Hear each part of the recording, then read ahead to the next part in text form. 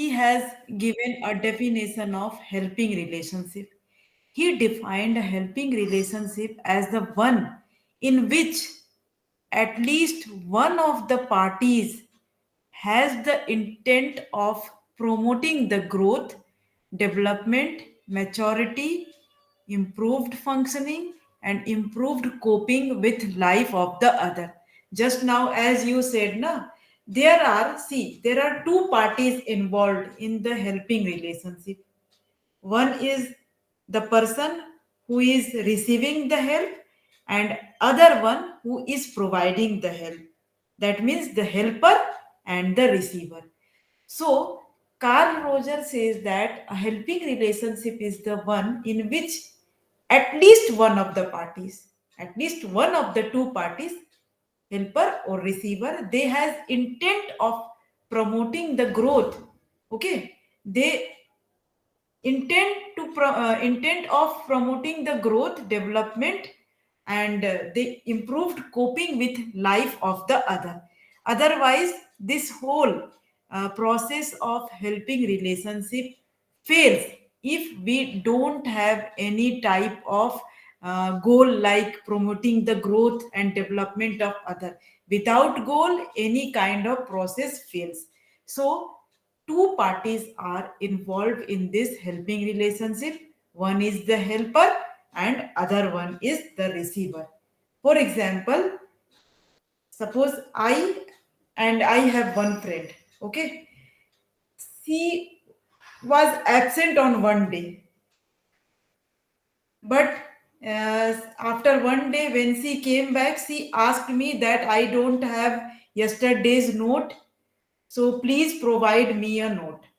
That means she is asking for help. She is a receiver and I am the helper. I will provide my yesterday's note to her so that she can make her own note, and it will help in her success or achievement or getting good marks in the upcoming examination. Okay, so here there are two parties involved. One, my friend, she is the receiver, I am the helper because I will provide her my notes. She is the one who asked me for the notes.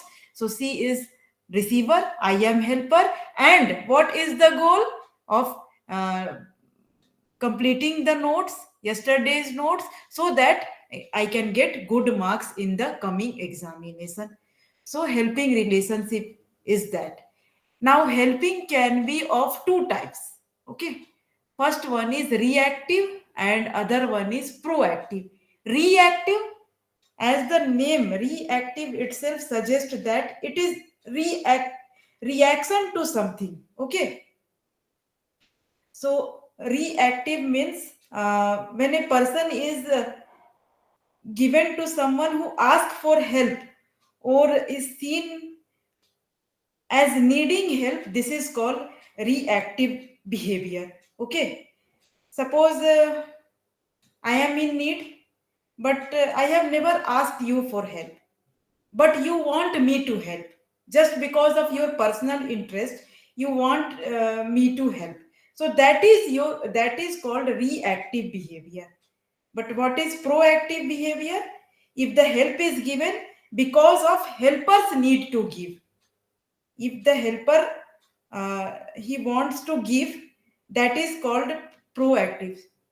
I think I have reciprocated the definition. Once again, let me explain. I have reversed the definition. Proactive means if help is given when the receiver does not need the help, then also the help is given. That is proactive. Okay, we are proactive to give help. But reactive means when receiver asks for help, then we react to his asking. For example, in the last example, my friend, she was absent yesterday, so she asked me to provide the note. Because she is asking me and I am helping her, so that is reactive. I have reacted towards her need. Okay, but proactive means suppose she was absent yesterday, Today she has never asked me for any kind of help or any kind of providing notes. Okay, then also I see that she was absent yesterday, so I should give her yesterday's note. So that is proactive behavior. Understand? Hello? Hello? Am I clear? Yes, ma, you are. Okay. So these are the two types of helping. One is reactive and other one is proactive. Now the helping relationship, as I said, it involves two parties. One is the helper and another one is the receiver. And I hope this concept of helper and the receiver is clear to you. Okay. Any doubt in this involvement of two parties? Any doubt? No doubt, ma. No doubt, huh? So two parties are involved in this helping relationship, and four processes are involved in this relationship. Two parties and four processes. What are the four processes? One is one is help receiving, help giving, help seeking, and help reciprocation. So let us understand one by one these processes involved in helping relationship. First is help giving, means there is someone who gives help. Okay, who provides help to the receiver. Help receiving is the one who receives the help. Okay, help seeking means actively asking for help. Unless and until someone asks, nobody can know that he or she need some kind of help. So help seeking is actively asking for help. And help reciprocation, reciprocation means mutual helping relationship, means I help you and you help me. Okay, today I help you and sometimes you help me. So that is help reciprocation. So four types of processes are involved: help giving, help receiving, help seeking, and help reciprocation. And all these processes, these uh, processes involved in helping relationship takes place in a situation, in a context. A context is there na? Without context, this helping relationship, this activity of helping cannot take place. So a context is important for this activity to take place. Clear? Hope I am clear. Okay. Now let us understand motive. In the last class also I have explained what is motive. It is the reason for doing something. And motive to help others is the urge to do good to others. Why do we help someone? It may be because of our personal interest, or it may be because we want to do good to others. Okay, it is our urge to do good to others. So, motive is the reason for doing something. Can you give one example of this motive? Yesterday, last class itself, I have explained motive. Give me one example of this motive. See, I have explained what is motive. Motive is the reason for doing something. Give me one example.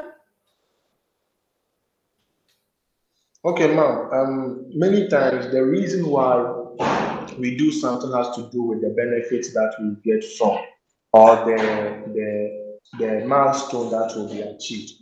For example, looking at the help I give to the students, the aim was to put a smile on the student, or to for Sunday to say that, well, through me, this student was able to complete his course. So the motive behind what I did was the achievement that the student will get from the course that Yes, she was to yes, pursue. yes, you are Thank you. right. Yes, you are right. You are right. That is motive. Okay. In last class, I have explained there are two types of motivation: intrinsic, extrinsic motivation. And motive is the force that makes us to do something. That is the force which makes us. Suppose I am feeling thirsty, and on that table, one bottle of water, full of water, is kept on that table. I am feeling thirsty. What is the motive to drink water? What is the motive to drink that water? I am feeling thirsty. My body gets stiff because of the lack of water. So this lack of water makes me feel that I should go there to that table and drink water. So that is motive. That motive is the force which makes us doing something. And extension motive is the urge to do good to a larger entity. Okay, to do good for a society. That is extension motive. And this extension motive is concerned with concerned it is concern it is actually concern for others interest in superordinate goal. Superordinate goal is the highest level of goal. Okay, highest level of goal which we cannot achieve in one day.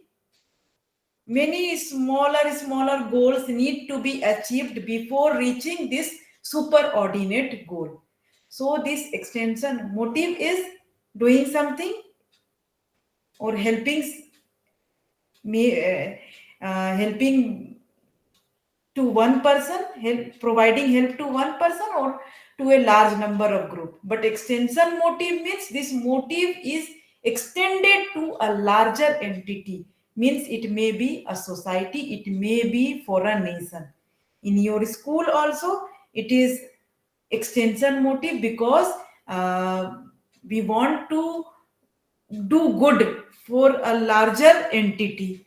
School is an institution, and for in that institution we do good for the teacher, for the students and other staffs of the school in order to achieve their objective in relation to the objectives and goals of the school.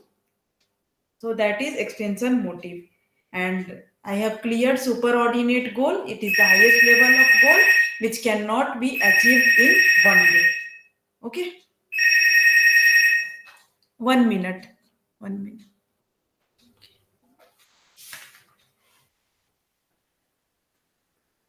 Okay. Next, uh, let us see that Okan has suggested the following set of images of people is essential for effective helping process. He has suggested some set of images of people which is essential for effective helping process. The first one is people are responsible and capable of making their own choices and decisions. Okay, for effective helping relationship, people are responsible. What is the nature of the people or image of people? That they are responsible and they are capable of making their own choices and decisions. Either it is helper or receiver, he or she is capable of making their own choices and decisions. People are controlled to a certain extent by their environment, but are able to direct their lives more than they realize. Okay, they always have choices and freedom along with responsibility, even if they have restricted options due to environmental variables or inherent biological or personality predispositions. So people are controlled to a larger extent by their environment. Is it clear? They are controlled to are you agree with this line that they are controlled to a larger extent by their environment? Do you agree with this line? I said no, the helping process. Four processes are involved. So the helping process needs a context to be there, a situation should be there in that helping relationship process. Okay, so people are controlled to a larger extent by their environment. It is Third one is behaviors are purposive and goal directed. People are continuously striving towards meeting their own needs, ranging from basic biological needs to abstract self actualization need. In the last class itself, I have explained Maslow need of hierarchy, where the lowest level need was physiological need, and self actualization need was the highest level of need according to the Maslow need of hierarchy. So the next important point is people want to feel good about themselves and continuously need positive confirmation of their own self growth from from significant others. Okay, so next point is people are capable of learning people are capable of learning new behaviors and uh, unlearning existing behaviors. They are subject to environmental and internal consequences of their behaviors.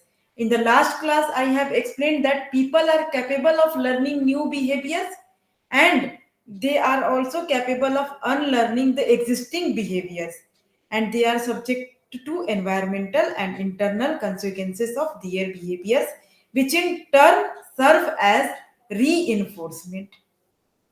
Next important image of people essential for effective helping behavior is people's personal problem may arise from unfinished business, unresolved conflicts stemming from the past, and although some exploration of causation may be beneficial in some cases, problems are also caused by incongruences between internal and external perceptions in the present. And the last one is many problems experienced by person today are societal or systematic rather than personal or interpersonal. So many problems which we experience today are related to society rather than our personal, or it is related to interpersonal or communicating with other person. So rather than being personal or interpersonal, it is related to society. Most of the problems which we face today are related to our society, and people are capable of learning to effect choices and changes within the system from as well as from without. Okay, without changes in the system. So these are all the set of images of people which is essential for effective helping process. These are important for effective helping process. And in effective helping process, individual receiving help is able to, the individual who is receiving help, they are capable of seeing new possibilities. Okay, in any effective helping relationship, the individuals who receive help, they are capable of seeing new possibilities. They notice things about oneself that one was not aware of, unless and until the person who is receiving help, he or she is aware of the fact that he or she needs some kind of help. So they should notice about themselves that they are the things, they should notice those things which they are not aware of. Third important point is they should be able to unfreeze oneself and face up to the reality of the situation, or face up to oneself. Also this need to open the doors for new experiences. They should develop security and courage to deal with challenges. They should work out the consequences of one's action, and they should understand people, events, and situations better. Unless and until they understand people, events, and situations better, he or she cannot effectively receive help, or the helping relationship uh, cannot take place effectively. And other important thing is that the person receiving help, he or she should be able to piece together different things about oneself and understand why one acts or why one sees things the way one does. Now this is one important thing.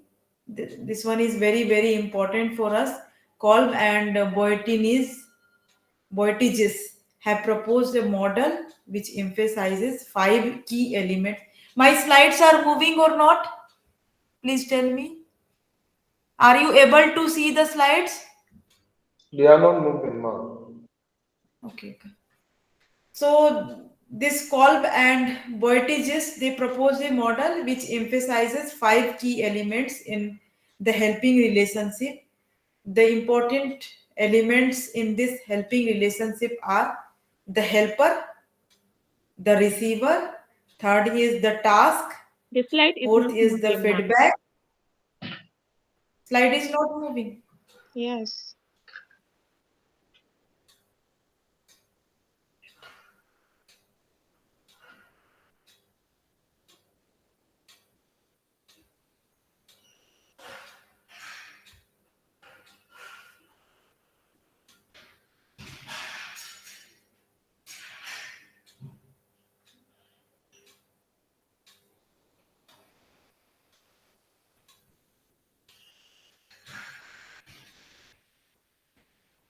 Okay. Now are you able to see the slide?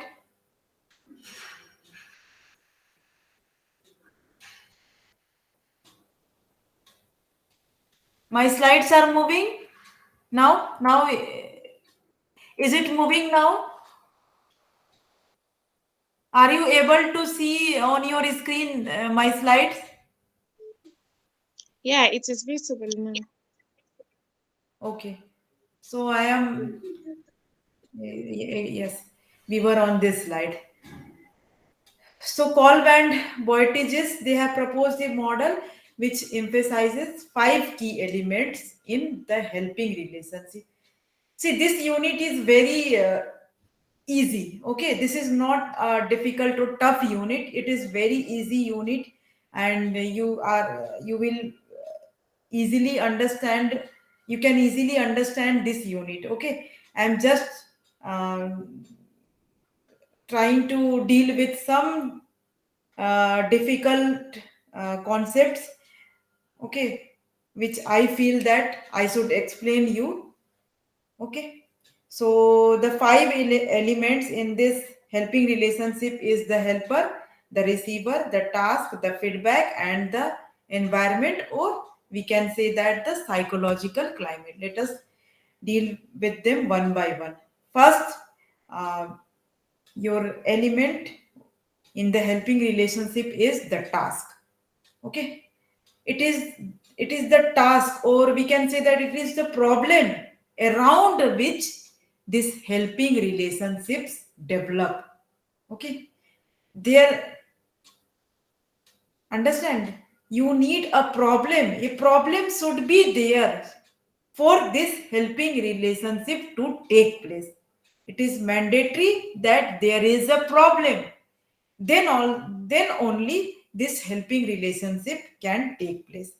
So it is the problem around which the helping relationship develops, and we can classify this task on a single dimension.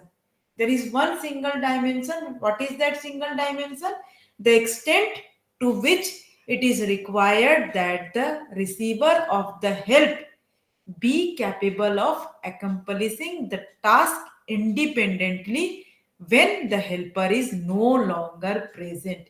It is the extent to which the receiver, he or she himself, becomes capable of completing the task or accomplishing the task independently without the helpers help. Okay, and there are two types of approaches which are involved in this task. First approach is your assistant approach, that is something which is referred to as a medical model of helping.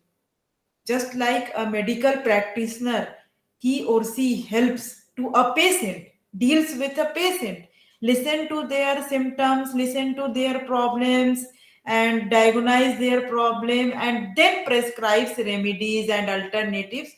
Just like that, this assistant approach works in this helping relationship. Okay, have you you must, all of you must have um, gone to a doctor to seek some kind of help, or um, if you face some kind of medical problem, then uh, you need to go to a doctor. Okay, and the doctor, what does the doctor do? The doctor, he or she patiently listens to you, and they listen to your problem, and they listen to the symptoms, what what has happened to you, what were the symptoms, they diagnose the problem, and then after diagnosing the problem, they prescribe remedies and alternatives. Similarly, in this assistant approach of this task, the purpose is solution of an immediate problem. And what does the helper do? Helper is an expert who uses special knowledge, skills, and other resources. Why? To induce dependence on the helper and makes termination of helping relationship difficult. It induces dependence on the learner. But what happens in this assistant approach? What happens in this assistant approach? The receiver, they they depend on the helper, and they makes the termination of this helping relationship difficult. Clear?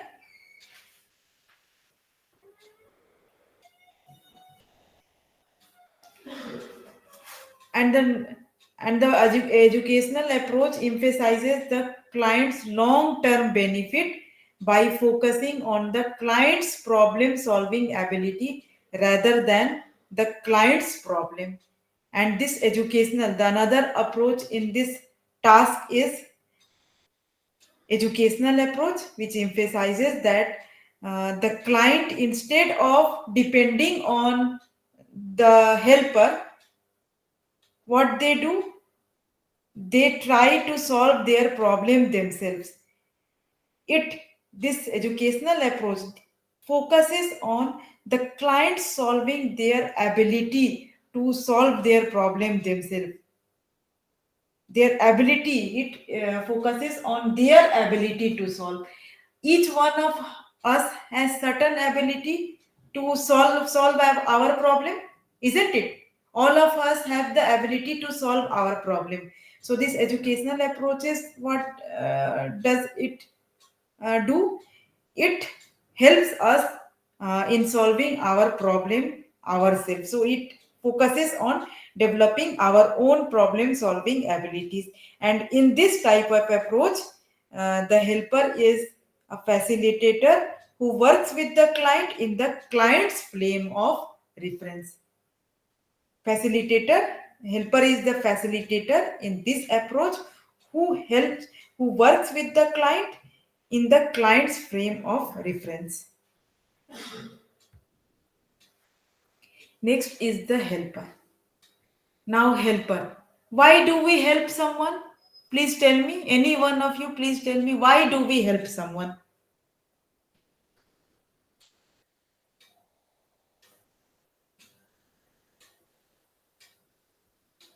Please think over it. Why do we help someone? What could be the Okay, ma. reason behind helping someone? Okay, ma. I can attempt. Yes. think we What?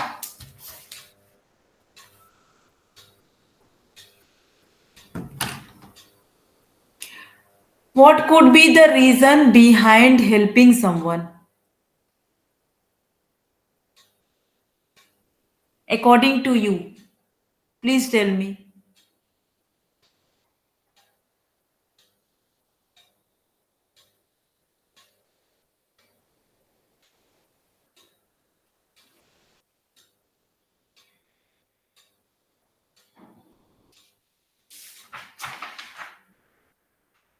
Anyone, please tell me.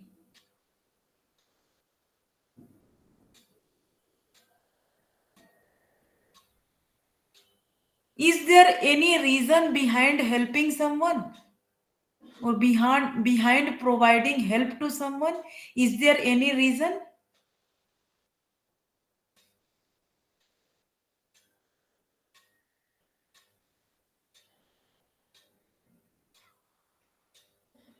Why do we why do we help someone? Why do we help someone? Please think over it. Why do we help someone? You can answer.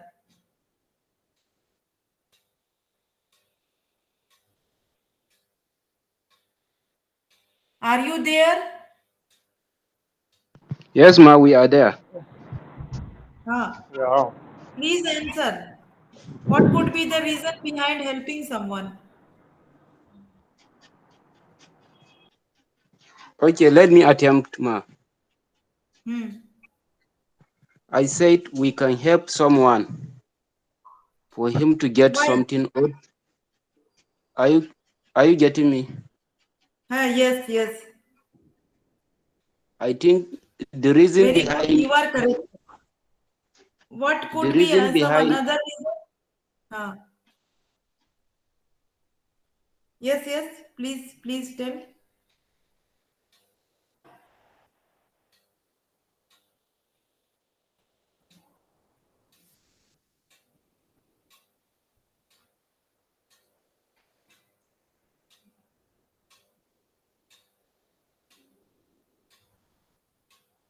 Yes. Anyone, Yes, please. ma'am. Yeah, I will try.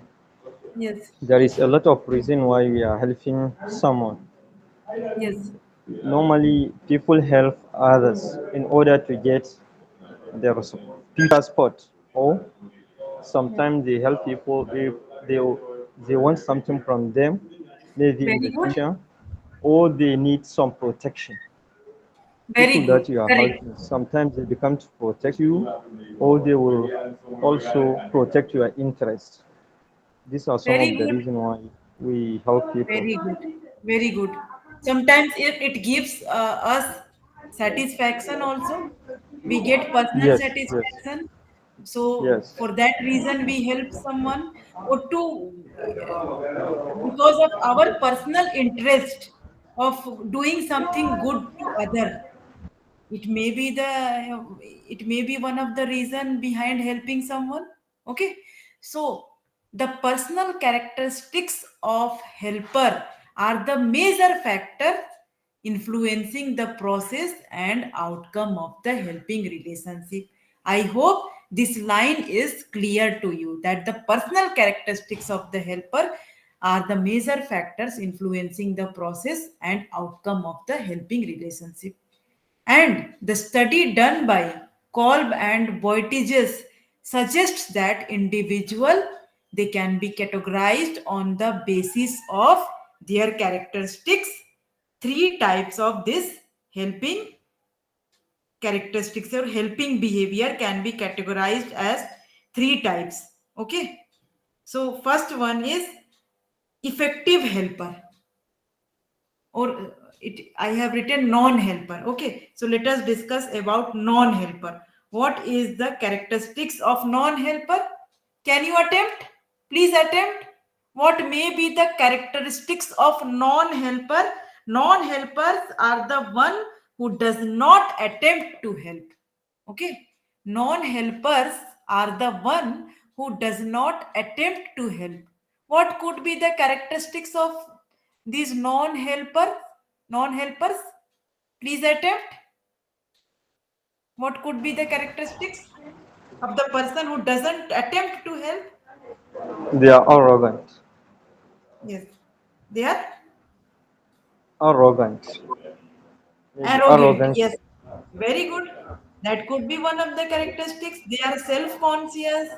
They are timid. They are unwilling to influence, isn't it? It is their inability or unwillingness to influence. They are timid. They are self-conscious, or they may be arrogant also. Okay. Another type of helper is ineffective helper.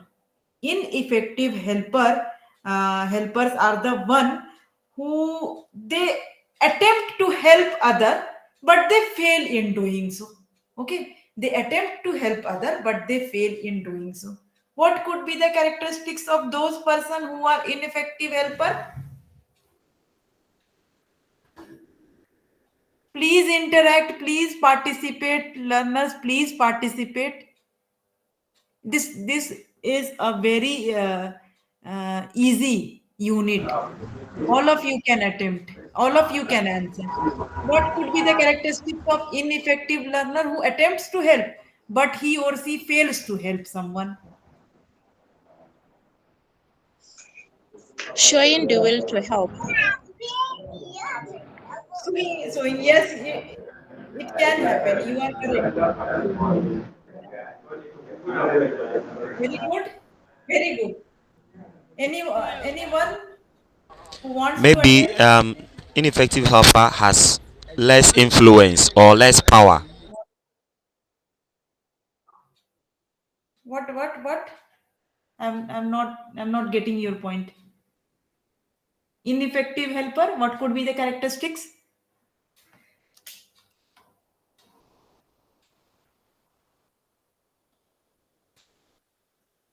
Okay, I will explain you.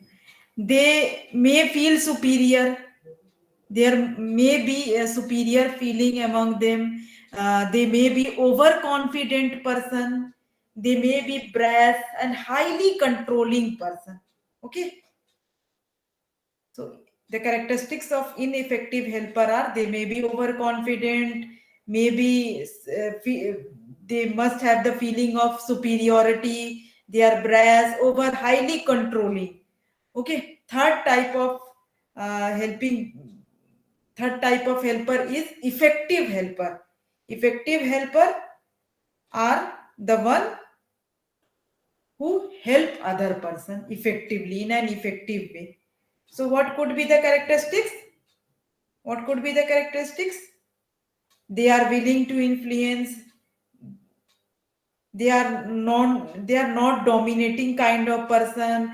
They are open to others' views and ideas. Okay. They are more concerned with the task accomplishment instead of their personal interest or personal interest. They are more concerned with the task accomplishment. So, once again, the personal characteristics of helper are the major factors which influences this helping relationship. And three types of helpers are identified by Kolb and Boitiges. First one is non-helper who does not attempt to help. Ineffective helper who attempt to help but fails to attempt. Third one is the effective helper who are willing to influence but not dominant. They are open to others' views and opinion, and they are more concerned with the task accomplishment. And Carl Rogers, he has discussed what it takes for helpers to facilitate the personal growth of the client. What it takes for helpers to facilitate the personal growth of the client. The helper act as facilitators rather than an expert and should should meet the following requirements to be effective. Now, below are the points which explain how, what should be the uh, requirements of a helper to be effective. Okay, what should be the requirements of a helper to be effective? The first point is helper should be perceived by client as trustworthy, dependable, and consistent. For example, let us understand this point with the help of one example. Suppose I have some personal problem. Okay. In my personal life, suppose I face certain problem. You being my friend, I discuss my problem with you. And what you do? You suggest some kind of solution or alternatives for my problem. And after doing that, you go and speak each and every word to another person. Third person means. And that third person, he or she again comes back comes back to me and says that you are facing such and such problem in your personal life. So what is that? What is that? There is no trust. I cannot trust you. That means I cannot trust you. You are that person who will reveal all my personal things to other persons. So the helper should be perceived. The helper is the one who should be trustworthy, dependable, to whom I can depend, to whom on which I can depend, and consistent. Consistent means he or she should be reliable. Okay, am I clear? That helper should be trustworthy, he should be dependable, on which we can depend, and he or she should be reliable. Can you give one example? Or do you agree with the statement? In order to provide help, the helper should be trustworthy, dependable, and consistent. Are Yes, you please. agree with this? Yes, Yes, yes, please. it is very Yes. important Okay. that the helper Yes. should be trustworthy. Yes. So next point is helper should be able to communicate unambiguously, and this requires that they are aware of their feelings. Okay. But it is given in your book also that if a helper is annoyed but is not fully aware, he or she gives contradictory messages with words giving one message and the annoyance being conveyed through non-verbal communication. This confuses the client and makes him or his trust him or his distrustful. In that case, this your helper uh, he or she becomes distrustful, to whom on which we cannot trust. Okay, let us understand this line with the help of one example. Suppose I am providing any type of help to your problem. Okay, but I am speaking something and my facial expression says something else to you. Okay, my on your face I am speaking something positive to you, and my face, do you agree with the statement that the face also speaks? Face also reveals the, it has the ability to reveal the things uh, which is there in our inside, it is which is there in our covert behavior. Our face has the ability to reveal those things what we are thinking inside. Is it so? It is. It is na. You all of you are agree with the line na, that our face So sometimes what it happens, na, the helper, he is he communicates something which has dual meaning. Means he is speaking something else while his face is saying something else. So the helper should be able to communicate unambiguously. Okay, and this requires that they are aware of their feelings. They should be aware of their feelings, their expressions, their ability to communicate, their speaking, their facial expression, their eye movement, everything should go on a single line. Means whatever you speak, your all the expression should go with that words which you are speaking. Third important point is the helper should experience positive attitude towards the other person. This is very important. If you don't have positive attitude toward the other person to whom you are providing help, this helping relationship cannot take place in an effective manner.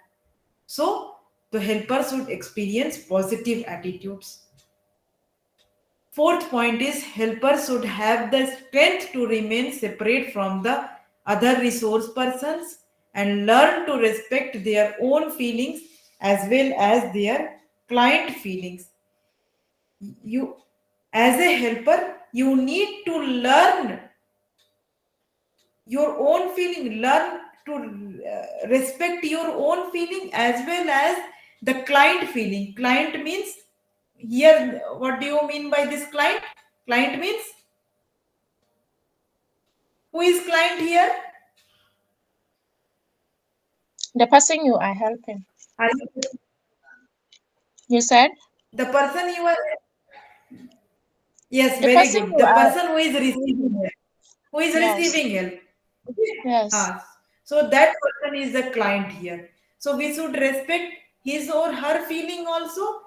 Along with his or her feeling, we should respect our own feeling also. And we should have strength to remain separate from the other resource persons.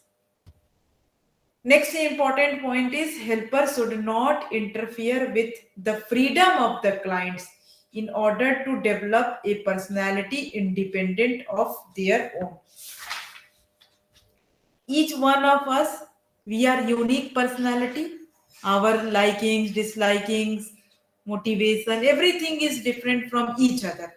So helper, he or she should not interfere with the freedom of the client in order to develop a personality independent of their own.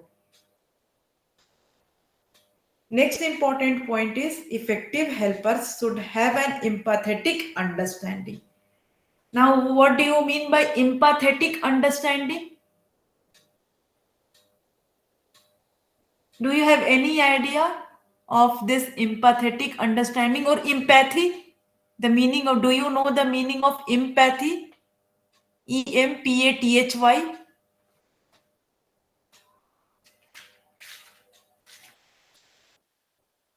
Please attempt. You know, I know that you know.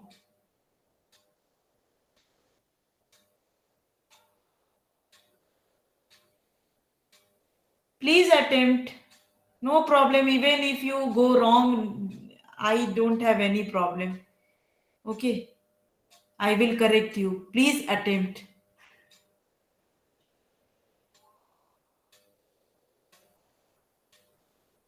Don't search it. You can answer. I think that empathy is the ability to understand the feeling of another person. Yes, very good. It is the empathetic understanding means we should have the ability to understand the feeling of other. Let me explain you this the meaning with the help of one example. Suppose you are facing certain problem, any kind of problem. It may be any kind, your personal problem or your uh, workplace problem. It may be any kind of problem. I, as a helper, I cannot understand your problem fully unless and until I place myself in your place. Okay? Empathetic understanding means feeling feeling the other person's problem by keeping ourselves on their place. That is empathetic understanding. So the helpers should be able to enter into the world of the client. They should have the ability to enter into the world of the client and observe things and experiences, meanings as clients do. Am I clear? Am I clear? This is your empathetic understanding. Am I clear? Learners, am I clear?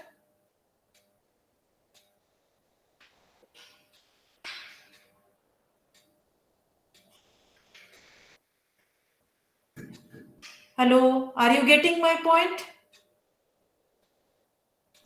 Yes, ma. Okay. My slides are moving. Please tell me whether my slides are moving or not. The slides are not moving. They are still in one place. Slides are not moving. Okay. Then you should inform me na, that my slides are not moving.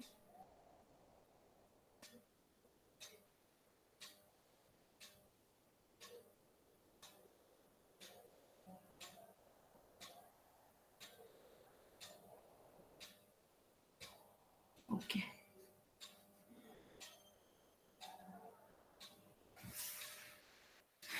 Okay.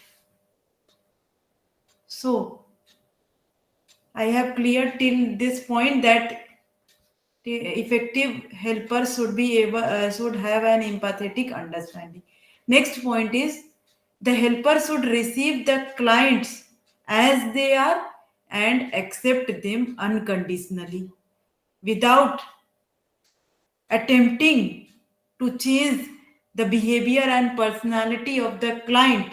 The helper should receive the client as they are and accept them without any condition. Next point is helper should act with sufficient sensitivity so as to ensure that their behavior does not become threatening to the clients.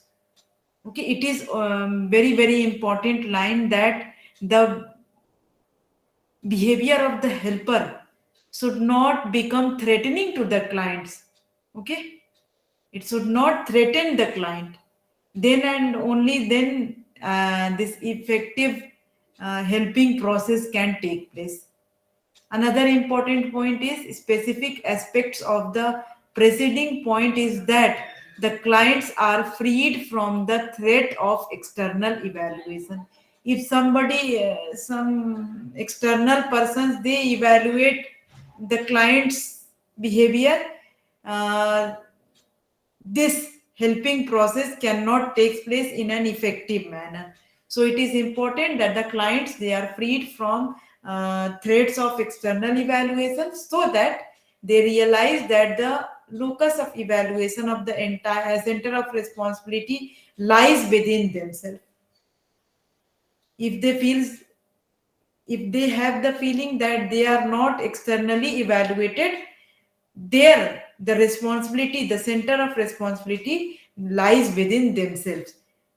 So the helper should not be bound by their own past or client's past. This is also an important point that the helper should not be bound by their own past, something which has happened in the past of the helper's life.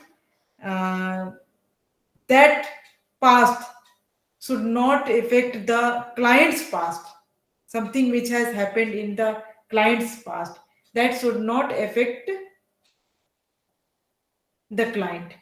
Okay, something which has happened in the past should not affect the client's past also. So that is also a very very important point, that is They should be able to accept the whole personality of the other person rather than see him or her or something as something fixed, already diagnosed and classified and already shaped by the past. Okay.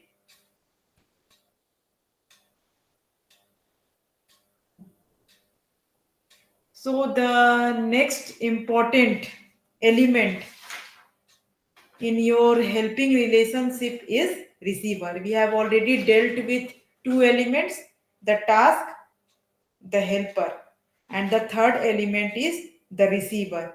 Receiver is the one who receives help. So there are certain characteristics which the receiver should have in order to uh, receive help. So, by asking for help, the receiver places himself herself in a weaker position. If you are the one who asks for help, then you should uh, place yourself in a weaker position. You are you are in a weaker position. You are needy.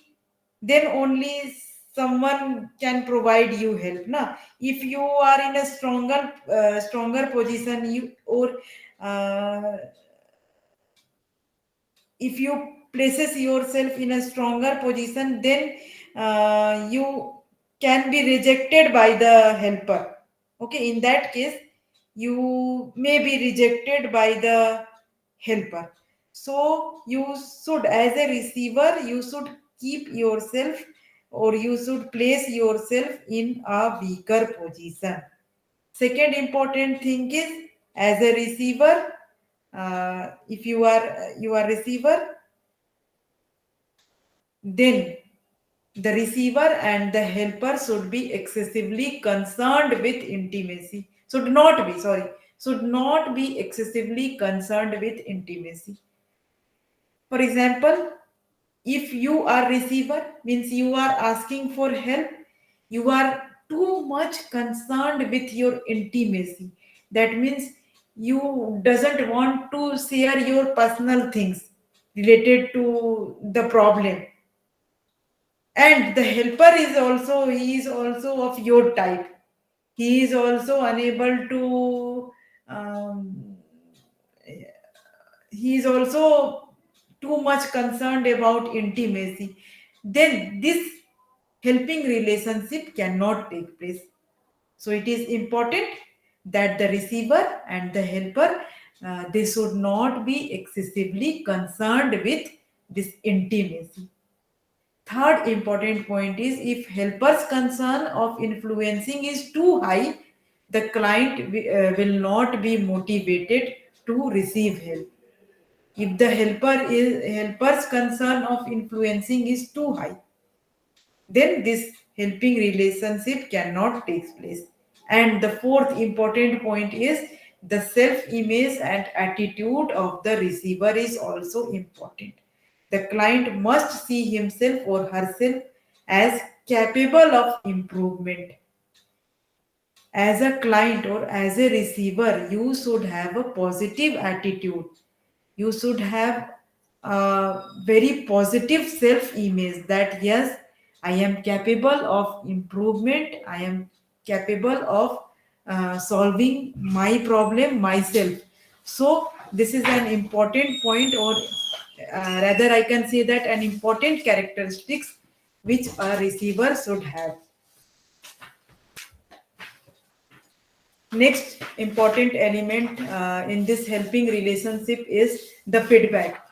Now tell me, what is feedback?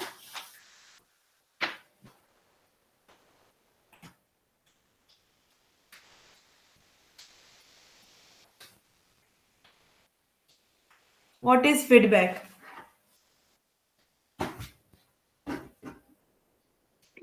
Feedback is the information that is given after the receiver has encoded and decoded a message from a sender.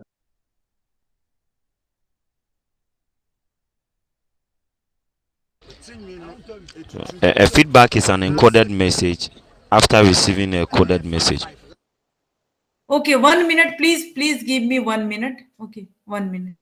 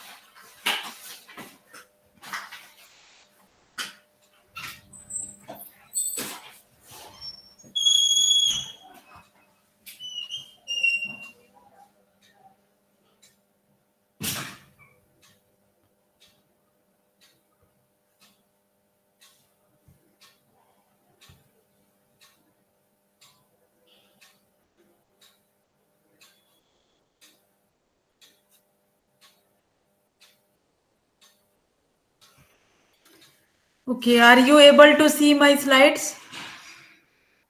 Please tell me. No, madam. 1 minute. Let me present.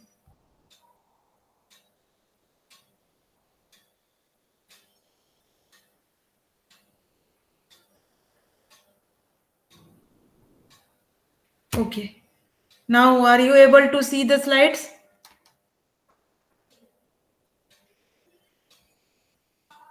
Yes, we're able to see. Yes, ma'am. Okay. Yes. Now tell me, what is feedback? What is feedback? Please don't search it from Google.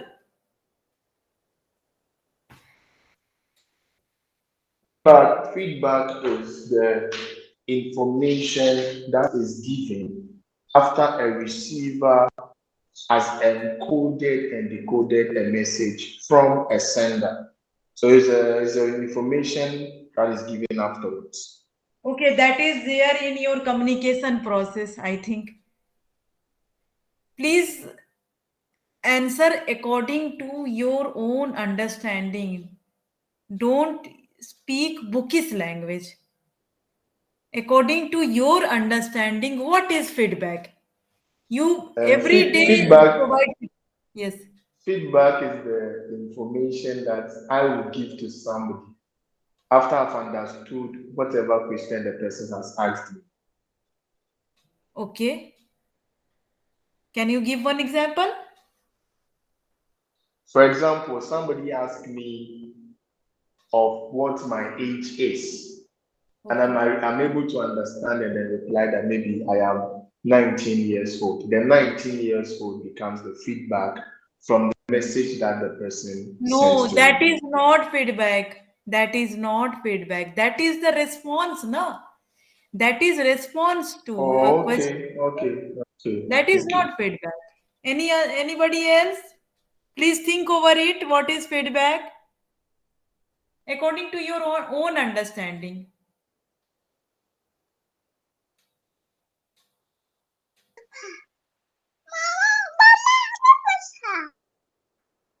Yes.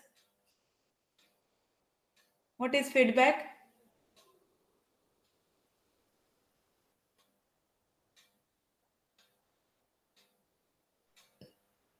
Maybe feedback can be explained as the effect you will see after you have rendered a person help. That is again a bookish answer. I want the answer from your understanding.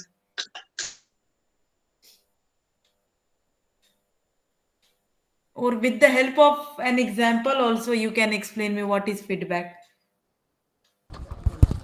Okay, so madam, example of a feedback is, so let's say at the end of you at the end of the day you ask us questions, then we all you give us an exams, we all give an answer to the exam, then later you come back to talk to us about the exams, the answers that you submitted, that maybe James, you wrote this, but if you had added this it would have been correct. To me that is feedback. So it's like giving a a response, but in this way it is a detailed than just a response, like Very just good. good. Very, Okay. very good. For example, after taking this class, I ask you some questions like, have you understood the important points? Is my class was effective? So the answer to such and such question is feedback, giving feedback whether the act which I did was effective or ineffective. That is the feedback, na? Okay, understand? Once again, I Ma'am. will tell you. After taking this class, suppose I give you a form which consists of certain questions. The form consists of certain questions like, was the class effective, and have you understood the important concepts, um, and other important questions. Okay, like, how will you rate the following teacher? So that is the feedback. Feedback on what? The act which I have done. So feedback is the response or providing, uh, what to say, that I'm not getting the word. It is information. Huh? It is information that is provided on on an act which is done. On an act which is done. So on that act, the information provided, whether it is good or bad, that is your feedback. So this is your definition. It is the information about the act which we have done, which tells us how good or bad it is. For example, in your day-to-day life, everyday life, you provide feedback to your friend, to your father, to your mother, to your children. So all of us provide feedback on the act which the other person has done, and similarly we seek feedback also. Uh, Suppose I am a teacher, and I provide feedback to your actions. Similarly, you can also provide feedback to me. I can seek feedback, and I can provide feedback also. So it is also of, it has also, we can say that, two types of approaches. That is, one is seeking feedback, and another is providing feedback. So later on we will discuss about that. So next important element in your helping relationship process is the situation. There must be a situation for this helping relationship to takes place, and research has also shown that the factors making help both possible and effective are awareness of the receiver's need of help, and psychological arousal following, such an awareness, labeling the situation as one requiring help. Okay, so helping behavior is in a situational context, and both the tendency to help and the effectiveness of help are partly determined by the contextual behavior. In the next important concept is the our next important concept is the helping climate.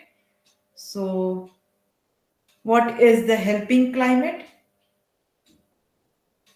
It is one of the important element of helping organization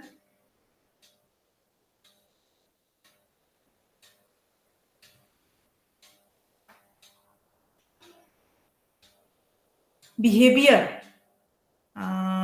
What to say? In the last class also I have explained that human behavior is a function of both the person and the environment. It is the product of or the function of both the person and the environment. So there are many environmental variables which could influence the process of helping, such as your comfort of surroundings, freedom from distraction, These are important for a helping relationship to take place. So let us discuss some of the environmental factors which will facilitate effective performance counseling in your school. Performance counseling. Performance counseling is means professional advice in order to help someone. Okay, professional counseling means professional advice to someone in order to help that person. So let us discuss the environmental factors which will facilitate the effective performance counseling in your school. So the first important point is your climate of openness and mutual. My slides are moving or not? I have moved the slide. Is it moving?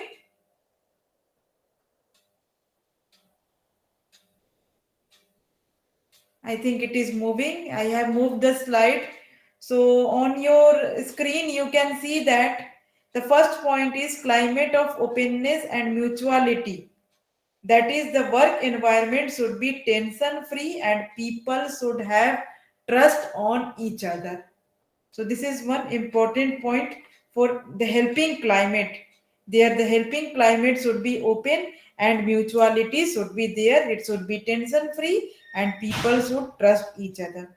Next important thing is that helpful and empathetic attitude of management. It is also important. It is important for an helping behavior to take place, that the climate should be helpful and empathetic attitude of management. Another important point is this sense of uninhibited participation by the subordinates in the performance review processes. Subordinates should feel free to participate in the process of review and feedback. This free feeling is important in this whole helping relationship or helping relationship process. This feeling free is an important point. The client should feel free, helper should feel free, and the subordinates who participate in the process of review and feedback, they should feel free to participate. Next important point is goal setting and performance review through a process of dialogue. Performance counseling should focus on employees' achievement against goals set by the concerned employee and head through a participative process. This means that suppose you set a certain goal, but even if you are unable to achieve that goal, you your performance should be reviewed. What you have learned, what you have achieved while reaching towards the goal, what are the things or how much you have achieved. So that is very important in your this helping climate.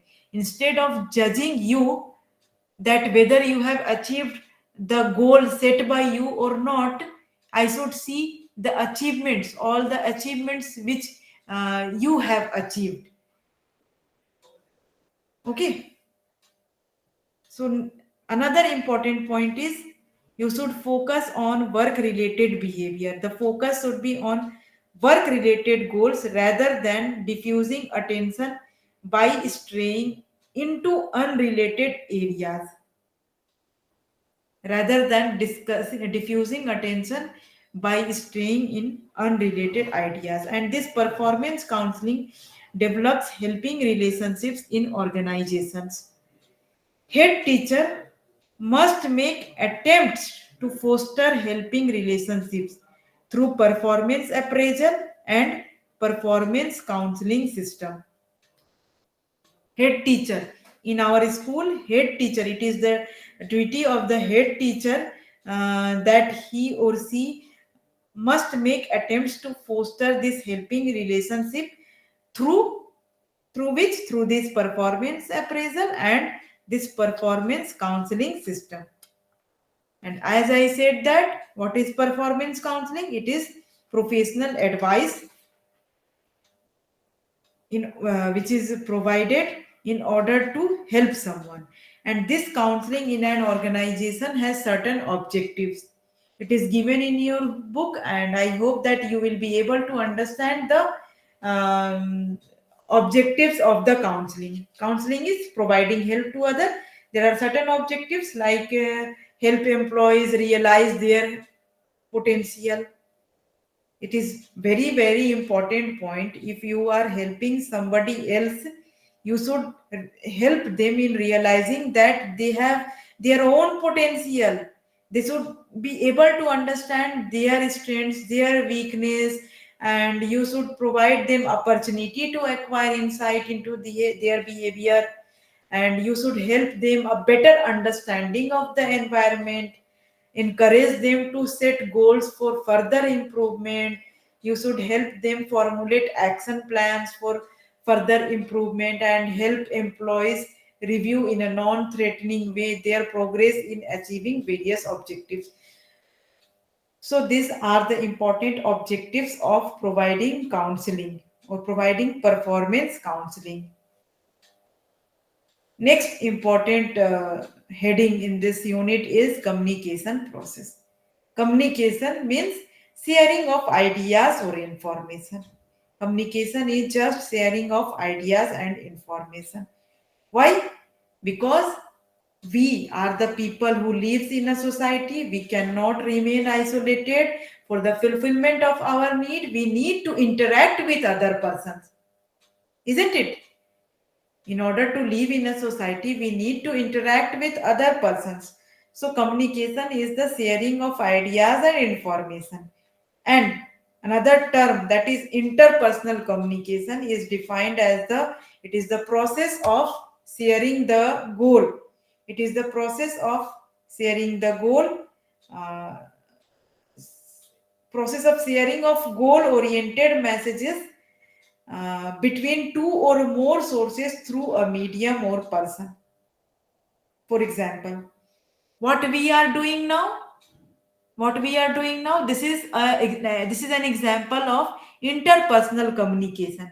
I am sharing an information which is goal oriented. What is the goal? What is the goal here? The goal of this class is, or the goal here in this interpersonal communication is, that today the learner should be able to uh, understand the dynamics of helping relationship. They should be able to describe the role of the helper and receiver in helping relationship. Also they should be able to define interpersonal communication. They discuss the processes of interpersonal communication. So these are the goals. Now, the class which I am taking today is an example of interpersonal communication. I, being a teacher, I am communicating the information to you, to 2, 3 students. You are 3 to 4 students are there. So I am communicating goal-oriented messages. The information which I am providing today is a goal-oriented message, and 2 or more sources, 2 or 3 persons or students are there who are receiving the messages through a medium. Here, medium is verbal. Through speaking, through this online mode, I am providing this information. So this is an example of interpersonal communication. Communication, there are certain characteristics of communication, that communication is a process. It is not an end product.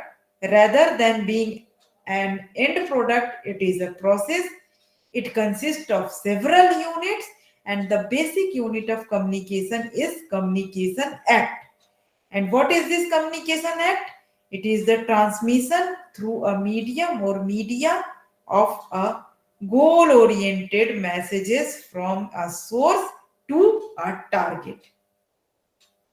Communication act is the act of transmission of the messages, the goal oriented message through a media by a source to a receiver, to a target. And there are various elements which are involved in this interpersonal communication. They are the source, the target, the message which is transmitted, as well as the message received, the goal of the message, and the medium. Let us discuss it one by one. Source, here in our case, I am the source. Source is the one who is providing information. The target is the one who is receiving information. Here, you are the target. You are the one who is receiving information. Message is the goal oriented message. The transmitted, what I am speaking to you, I am providing the informations which I am providing to you is the message transmitted, and the information which you are getting is the message received. And its goal is the whole this process of communication revolves around a goal. Without a goal, anything cannot take place. So in this communication process, this revolves around a goal. Now let us see, the important point in this message is that it is of three types. The message which is either transmitted or received, it is of three types. First is your information. Okay, information, ideas and knowledge. Second one is your feeling, communication of concerns, reactions, pleasant or unpleasant feelings, attitudes, likes and dislikes. This is related to the second category of message, that is feeling. And the third category of message is related to orders or respect, like your boss. He releases an order to you, or your friend or your colleague, they request you to do something. So there are three categories of message. One is information, another is feeling, and another category is request or order. Now next is, when a message is exchanged between two person, it is called transaction. When a message is exchanged between two person, it is called transaction. Now let us understand this transactional process. Okay. When A sends a message and B receives it, B responds and this is again received by A. This is one transaction. Understand the meaning of transaction? I am sending a message to you and you are receiving the message and you respond to the received message. That is one transaction. Am I clear? Hello? Are you there? Yes, Are it you is clear. there? Okay. I thought I am speaking in air and nobody is listening to me. Okay. So now let us understand what is transaction. Transaction means I am sending a message and you are receiving a message. You respond to the received message and I received the responded message. That is a transaction. That is a transaction. Now this transaction takes place in three ego states. In the last class, we have studied three ego states of a person. One is parent ego state.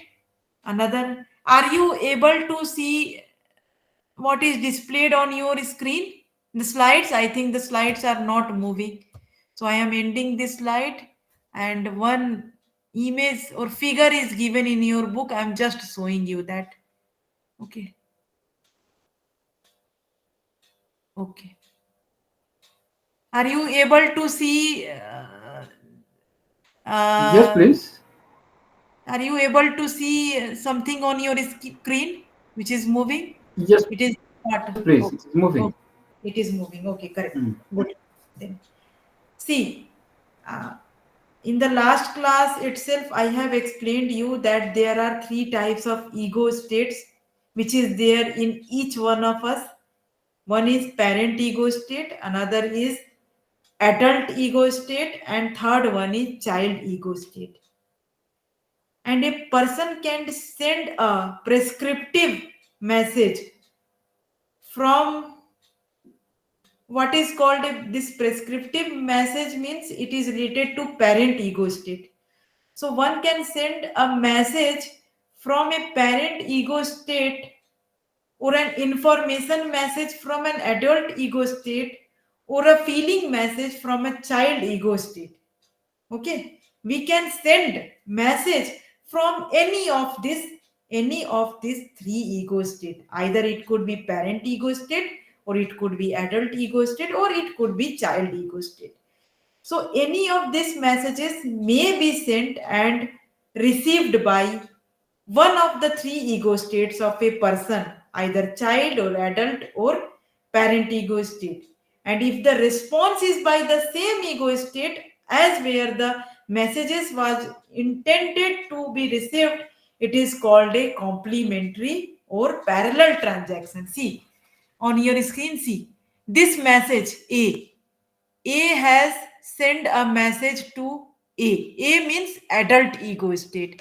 Suppose this, suppose adult ego state of a person sends a message to this adult ego state of a person, and this adult ego state again respond the message to this adult.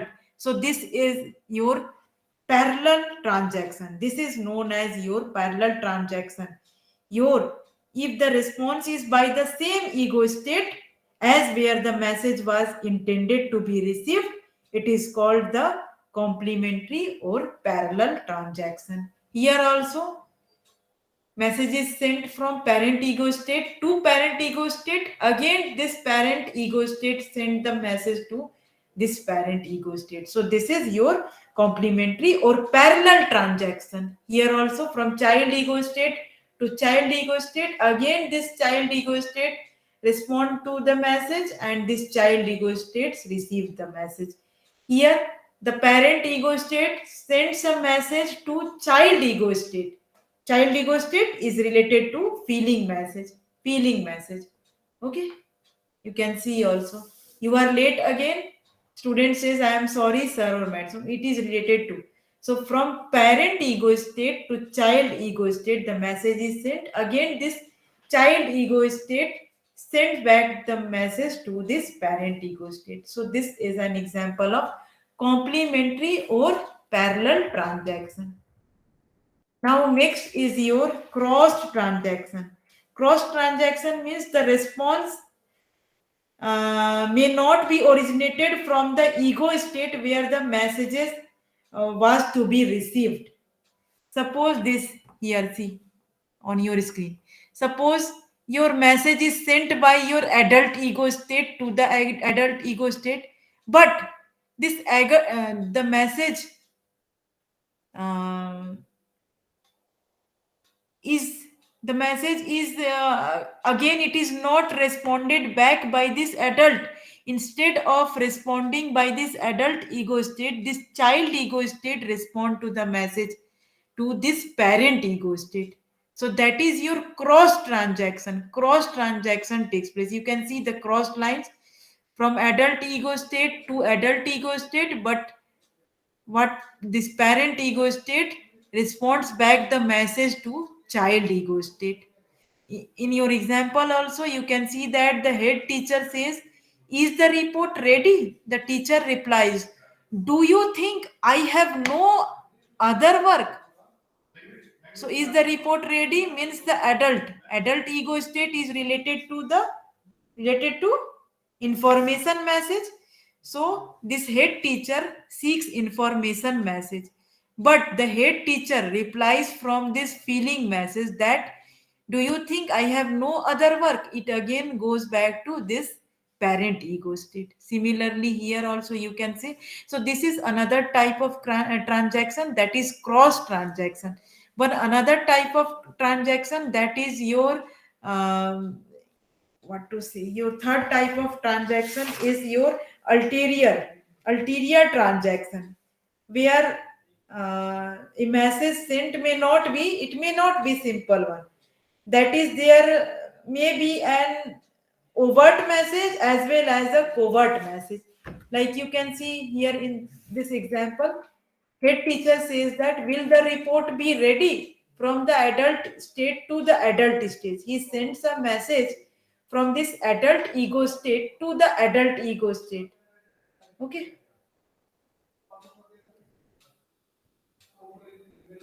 I feel so anxious, and this is your hidden message. Another important message he sends, that is your hidden or covert message.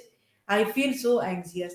Then what does the teacher does? He or she replies that yes, it will be. So he replies back from adult ego state to adult ego state, but he replies to the hidden message also, that I feel confident. So here there is hidden message. In here also you can see that there is hidden or covert message is also there. So this type of transaction is your ulterior transaction. So next important thing is your media. Okay. Next important element of your interpersonal communication is media. Media, it could be verbal or non-verbal. Non-verbal means your uh, eye movement, your gesture, your body movement of your body, facial expression, all these comes under non-verbal communication. Whereas verbal communication is the verbal words, orally what we are speaking, that comes under your verbal communication. Next important heading is communication effectiveness. An effective communication can take place if there are certain things present in that. First one is, the message received is very close to the message sent. It is very important that the message should be received in the same way, or with the same meaning as the message is sent. Sometimes you must have seen among your friend that you say something to your friend, or you inform something to your friend, and what that friend does, he goes and uh, explain the same thing to another friend, but in some other manner. Okay, so it is very important for a communication to be effective that the message which is sent is very close to the message which is being received. Another important thing is that the act of communication involves the minimum encoding of the message. It should be such that minimum encoding of the message should take place, and the non-verbal messages are congruent with the verbal messages. Like in the last example I said, na, suppose I appreciate you with what to say, with making my face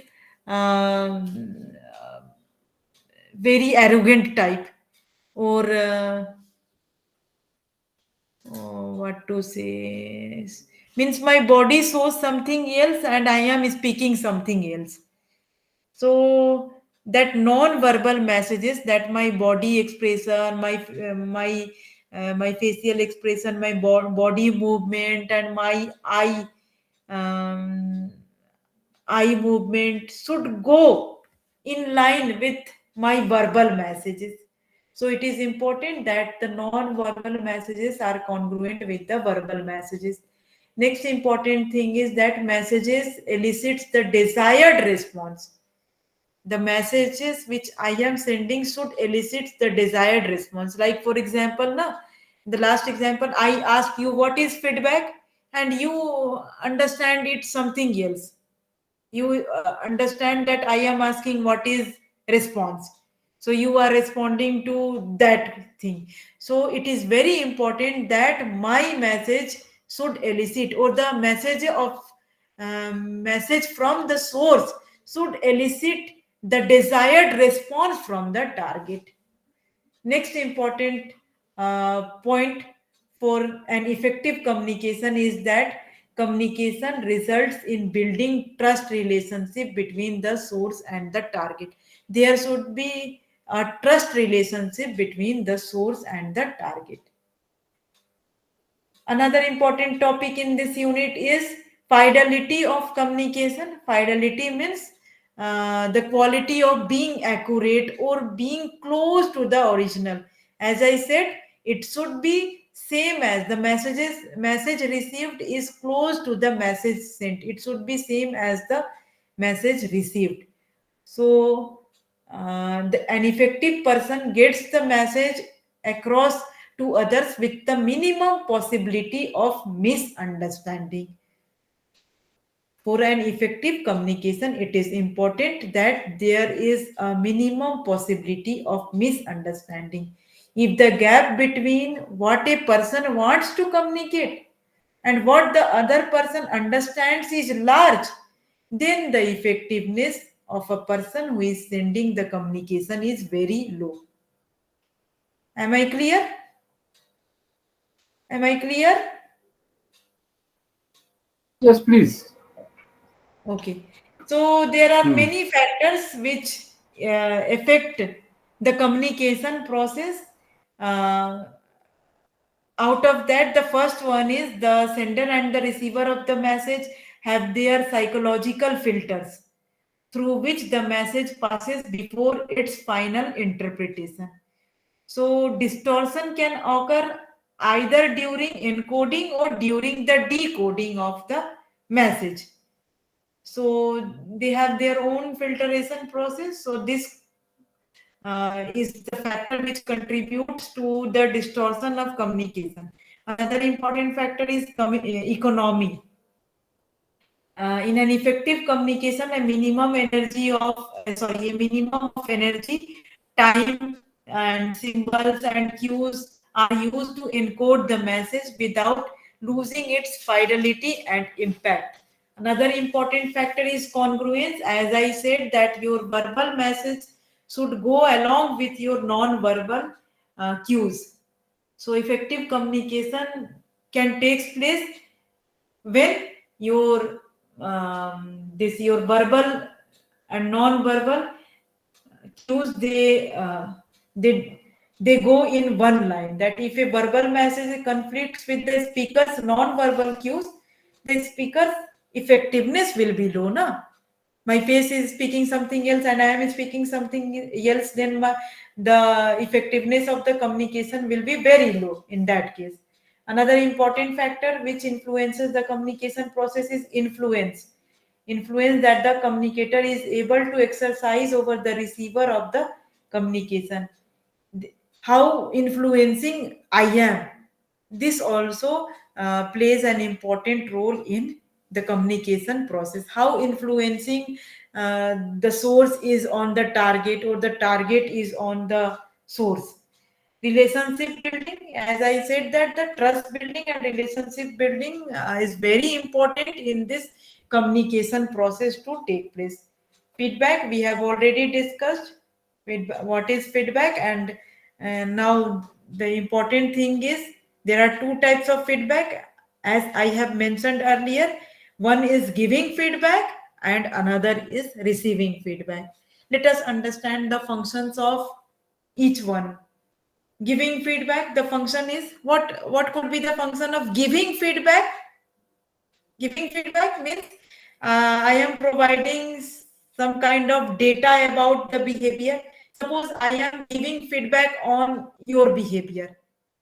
So what I am doing? I am providing data of your behavior. I am encouraged towards collecting data from several sources about your behavior. Suppose, for example, there is one learner whose name is Peter. Sorry, Peter, I am using your name. Suppose Peter is the one who whose behavior changes in a adverse situation.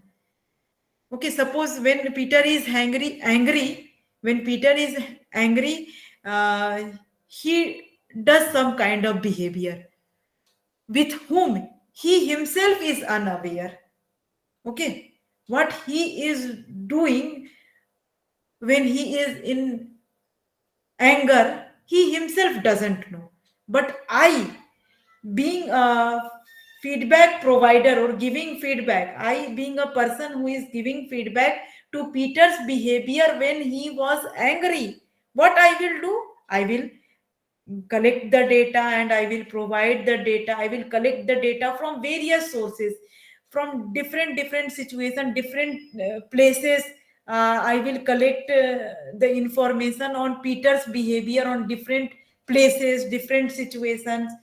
So another thing is I will suggest alternatives for the alternatives. When I will provide feedback, I will suggest some alternatives also.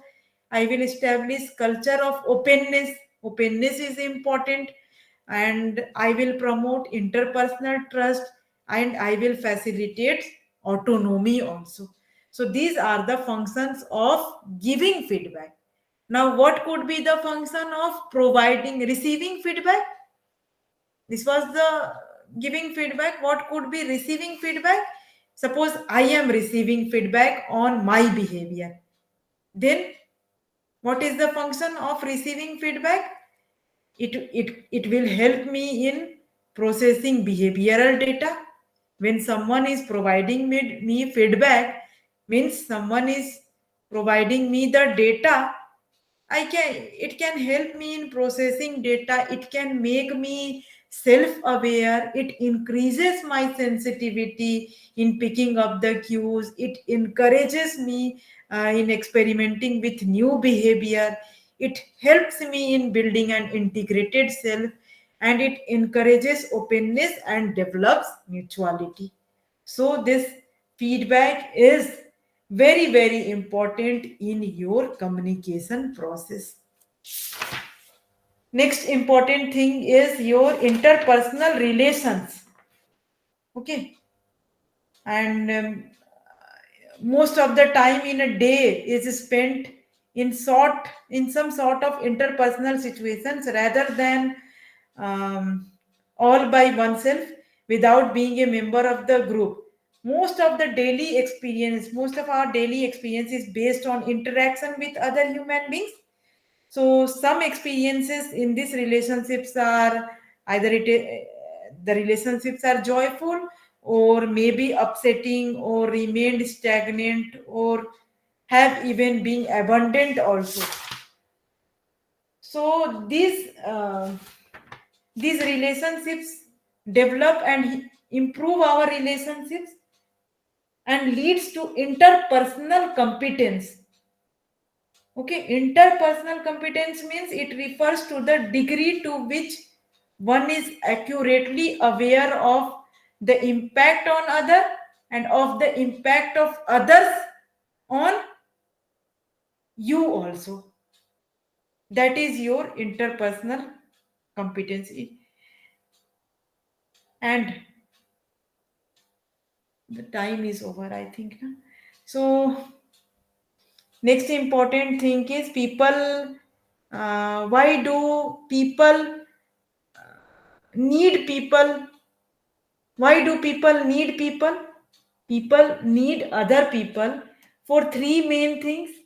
One is inclusion, that is need for interaction and association, or the need for control and power, or need for affection. These are the three things, and because of only these three things, people need another people for their main interpersonal needs.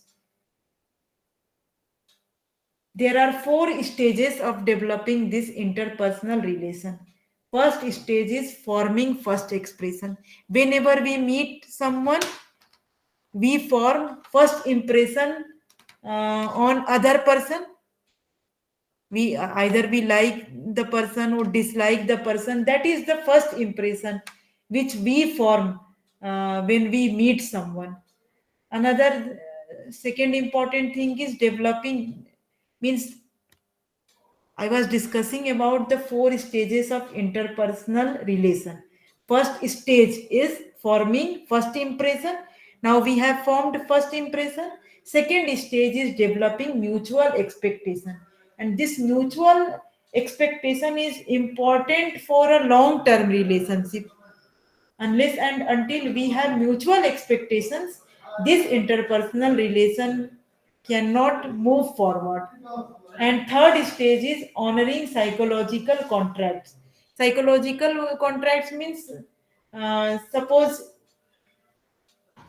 I am giving you my time, instead of that you also give me your time. It is very important that you understand my feelings, my expectations. Then only this interpersonal relation can take place. So the third stage is honoring psychological contracts, and the fourth stage is developing trust and influence. After honoring the psychological contract, we develop trust and confidence. So these are the four stages of interpersonal relation. And next important heading is your interpersonal style. Each one of us are unique, self-consistent, and each one of us has a different pattern of behavior in interacting with each other, isn't it? Each one of us have a different pattern of behavior interacting with other person. So this this uniqueness in interaction is known as interaction interpersonal style. This is your interpersonal style, how you are interacting with the other person. That is your interactional style. And uh, there are Harris has conceptualized four life positions for this interpersonal style. They are avoidant, that I am not okay, you are not okay. And in this life position, the person has respect neither for himself and nor for other.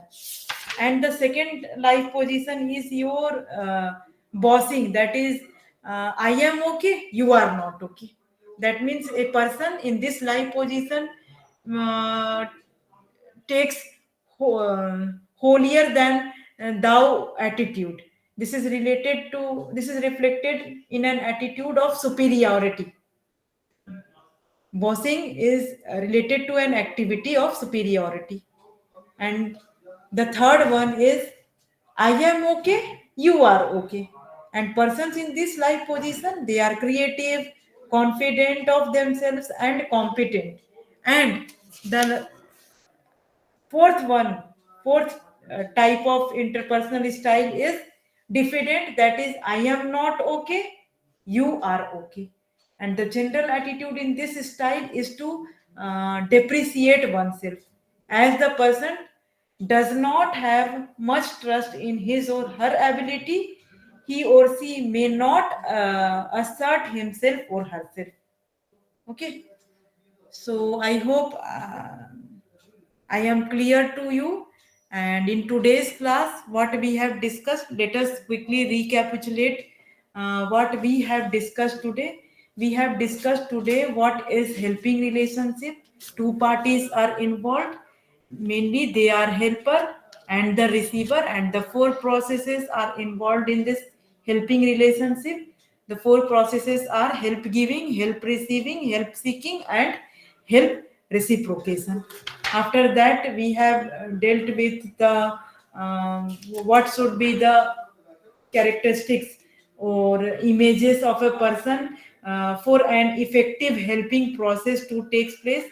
And also we have discussed the five important elements which is present in this helping relationship. They are the task, the problem around which a relationship behavior or relationship helping relationship develops, the helper who is the one who motivates, and the receiver who receives help.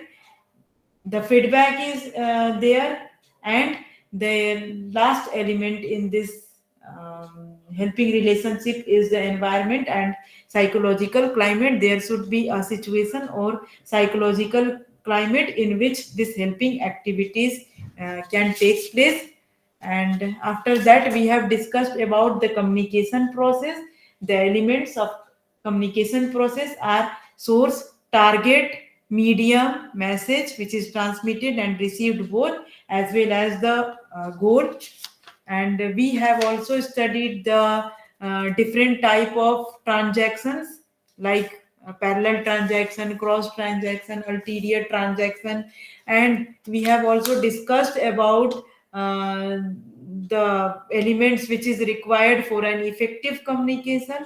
We have discussed about the factors which are responsible uh, for the distortion of this communication, and we have discussed about the interpersonal relationships and interpersonal style. Thank you. We will meet again in the next class. Okay, thank you, ma. Thank you. Okay.